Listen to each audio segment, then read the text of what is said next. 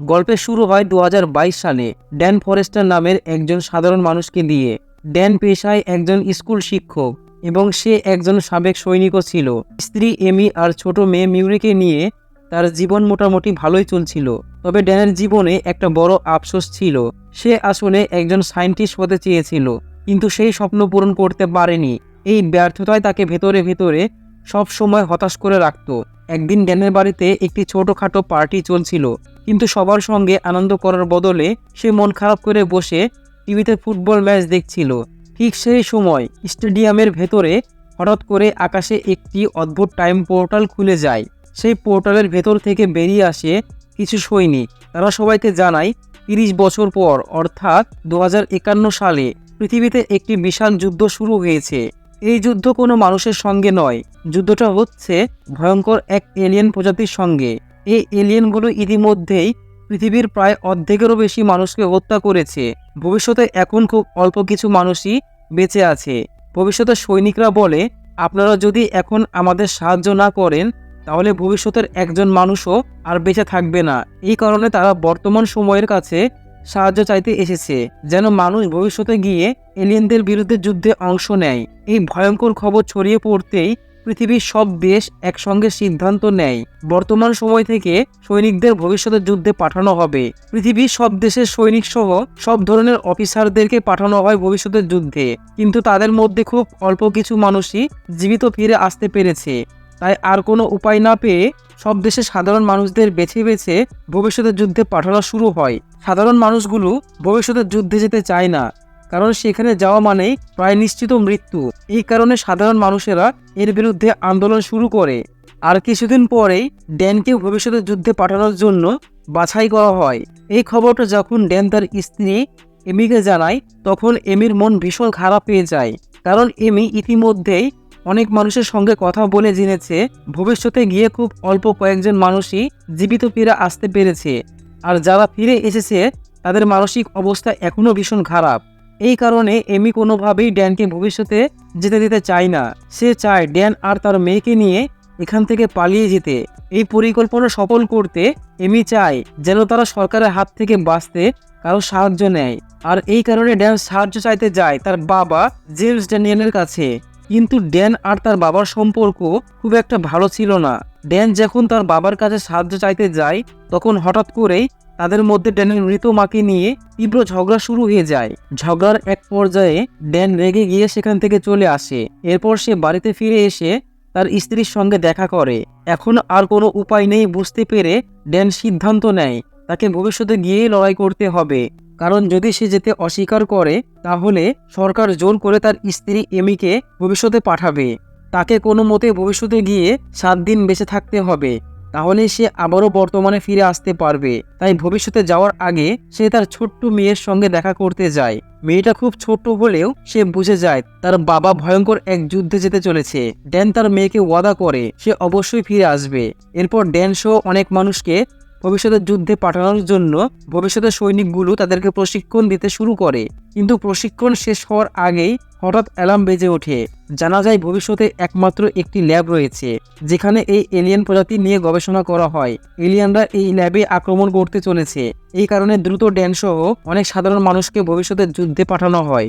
তাদের ভবিষ্যতে মায়ামি শহরের একটি সুরক্ষিত জায়গায় পৌঁছানোর কথা ছিল, কিন্তু টেকনিক্যাল কিছু সমস্যার কারণে তারা আকাশ থেকে ছিটকে পড়ে।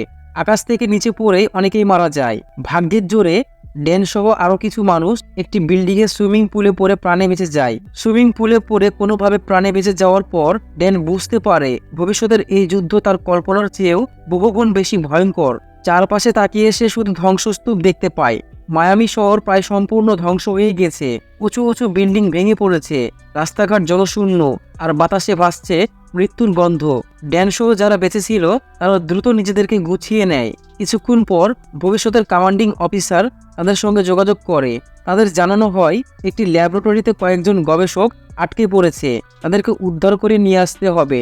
সবাই খুব সাবধানে সেই ল্যাবরেটরির দিকে এগিয়ে যায়। সেখানে গিয়ে তারা একটি মৃত এলিয়েনকে দেখতে পায়। ডোরিয়ান সেই মৃত এলিয়েনের একটি নখ কেটে নিজের কাছে রেখে দেয়। এরপর সামনে এগোতেই তারা গবেষকদের লাশ ঝুলন্ত অবস্থায় দেখতে পায়। ড্যান এই ভয়াবহ দৃশ্যের কথা ভবিষ্যতের কমান্ডিং অফিসারকে জানায়। তখন ভবিষ্যতের কমান্ডিং অফিসার তাদেরকে নির্দেশ দেয় গবেষণা কেন্দ্র থেকে প্রয়োজনীয় সব ডেটা ও রিসার্চ স্যাম্পল সংগ্রহ করে নিতে। ড্যান ও তার সঙ্গীরা নির্দেশ অনুযায়ী সব ডেটা এবং স্যাম্পল নিয়ে নেয়। এরপর ভবিষ্যতের কমান্ডিং অফিসার জানায় 3 মিনিটের মধ্যে সবাইকে সেখান থেকে বেরিয়ে আসতে হবে, কারণ পুরো এলাকাটি এখন বোমা মেরে ধ্বংস করে দেওয়া হবে। নিচে 2 জন সৈনিক পাহারায় ছিল যারা আশেপাশে নজর রাখছিল। হঠাৎ করে তারা সেখানে কয়েকটি এলিয়েনকে দেখতে পায়। ভয়ে তারা দ্রুত বিল্ডিং এর ভেতরে ঢুকে পড়ে। সবাই সামনে দিয়ে বের হতে চাইলে সেই 2 সৈনিক রাস্তা ব্যবহার করতে নিষেধ করে, কারণ রাস্তার দিকে সেই এলিয়েনগুলো ছিল। তখন কমান্ডিং অফিসার তাদেরকে পেছনের রাস্তা ব্যবহার করতে বলে, কিন্তু নিচে নামার সময় তারা উপরে আরো কিছু এলিয়েনকে দেখতে পায় যারা মানুষদের মেরে খাচ্ছিল। এই প্রথম তারা কাছ থেকে সেই সাদা রঙের ভয়ঙ্কর এলিয়েনদেরকে দেখতে পায়, যাদেরকে হোয়াইট স্পাইক বলা হয়। এই এলিয়েনগুলো ছিল অত্যন্ত দ্রুত গতির, হিংস্র এবং অবিশ্বাস্য শক্তিশালী। এক ঝটকায় তারা মানুষকে ছিঁড়ে ফেলে হত্যা করতে পারে। হঠাৎ করে একটি হোয়াইট স্পাইক কাটা ছুঁড়ে একজনকে মেরে ফেলে, আর সঙ্গে সঙ্গে শুরু হয় গোলাগুলি। ভয়ে সবাই সিঁড়ি দিয়ে নিচে নামতে থাকে, আর এলিয়েনগুলো একের পর এক আক্রমণ শুরু করে। অনেকেই এলিয়েনের আক্রমণে মারা যায়। কোনো মতে ড্যান সহ অল্প কয়েকজন মানুষ সেই বিল্ডিং থেকে বের হতে সক্ষম হয়। তাদেরকে উদ্ধার করার জন্য কিছু মিলিটারি সৈনিক সেই দিকে গাড়ি নিয়ে আসে। সবাই অনেক খুশি হয়ে যায়, মনে হয় এবার বুঝি তারা বেঁচে যাবে। কিন্তু মুহূর্তের মধ্যেই এলিয়েনগুলো গাড়িকে উল্টে দেয় এবং সবাইকে নির্মমভাবে হত্যা করে। আর কোনো উপায় না দেখে ড্যানরা নিজেদেরকে বাঁচার জন্য লড়াই শুরু করে।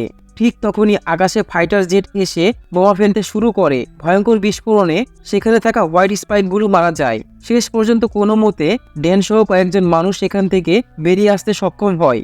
চোখ খুলতে তারা নিজেদেরকে দেখতে পায় ডমিনিকান রিপাবলিকে অবস্থিত একটি অপারেটিং মিলিটারি বেজে। ড্যান আর চার্লি উঠে ডোরিয়ানের কাছে তাদের বাকি সঙ্গীদের কথা জিজ্ঞেস করে। তখন ডোরিয়ান জানায় তাদের অনেকেই আর বেঁচে নেই, সামনের কফিনের ভেতরে শুয়ে আছে তারা। বাকি সঙ্গীদের মৃত্যুতে তারা ভীষণ শোকাহত হয়ে পড়ে।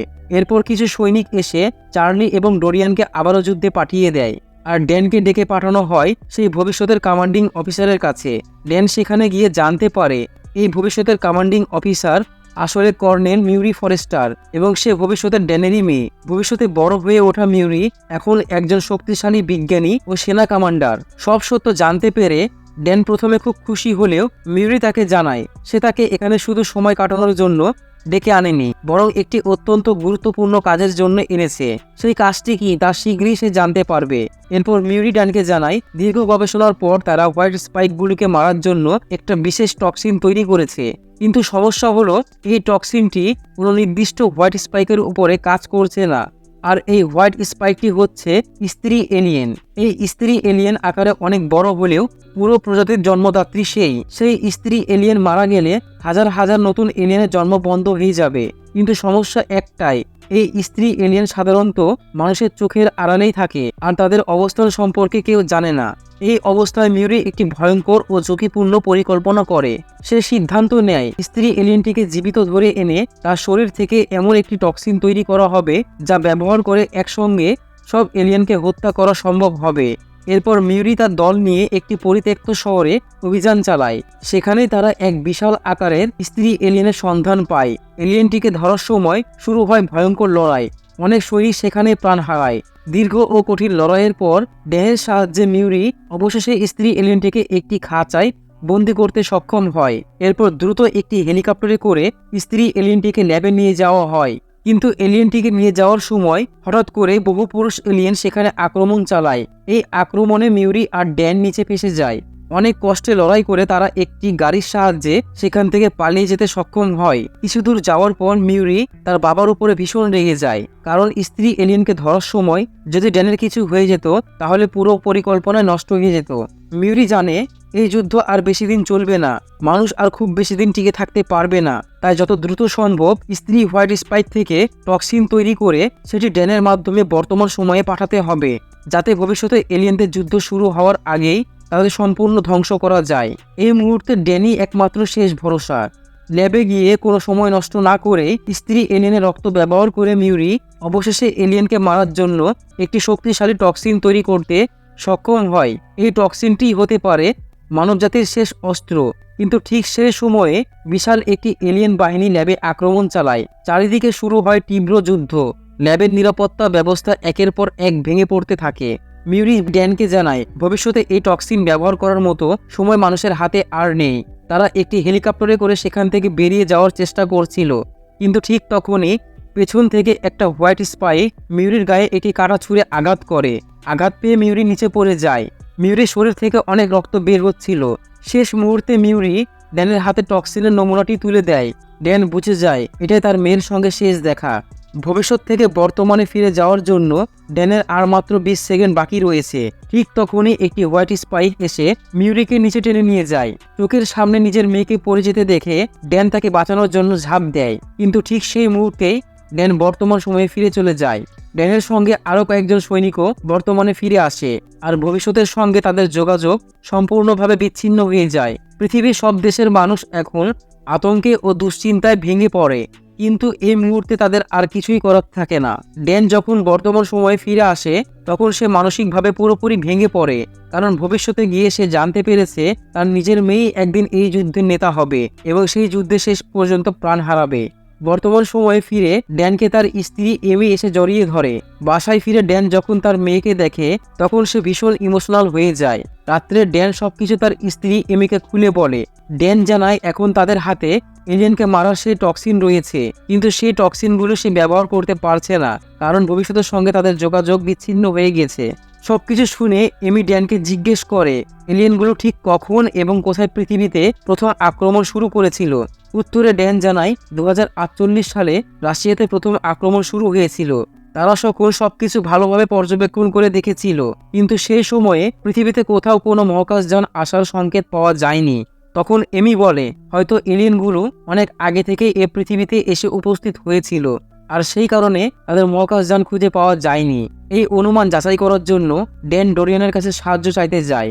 ডোরিয়ানও সাহায্য করতে রাজি হয়ে যায়। ডোরিয়ানের কাছে থাকা এলিয়েনের একটি নোক ড্যান চার্লির কাছে নিয়ে যায় পরীক্ষার জন্য। চার্লি নোকটি পরীক্ষা করে জানায় এর ভেতরে আগ্নেয়গিরির ছাই রয়েছে, আর সেই ছাইগুলো হচ্ছে চীনের আগ্নেয়গিরির। এই কথা শুনে ড্যান আর ডোরিয়ান কিছুটা বিব্রত হয়ে যায়, কারণ এলিয়েনগুলো তো প্রথমে আক্রমণ শুরু করেছিল রাশিয়ায়, তাহলে তাদের নখে চীনের আগ্নেয়গিরির ছাই কিভাবে এলো?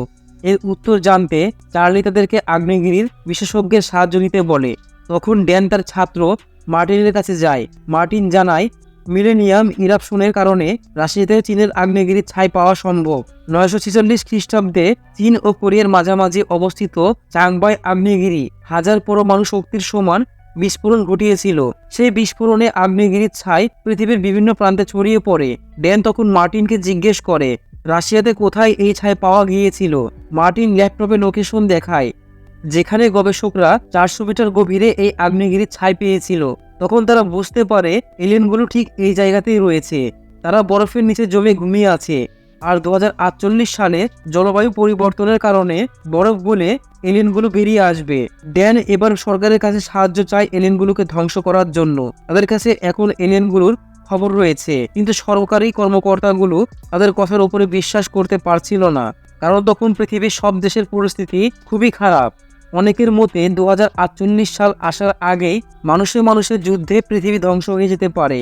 এই কারণে সীমান্তে বিপুল সেনাবাহিনী মোতায়েন করা হয়। তাই সরকারের কাছে তখন ড্যানকে সাহায্য করার মতো সময় নেই। তখন ডোরিয়ান বলে কেননা আমরা নিজেরাই রাশিয়ায় গিয়ে এলিয়েনগুলোকে শেষ করে ফেলি, কিন্তু এর জন্য অবৈধভাবে একটি উড়োজাহাজ ব্যবহার করতে হবে, আর এমন কাজ করার মতো মাত্র একজন মানুষই আছে।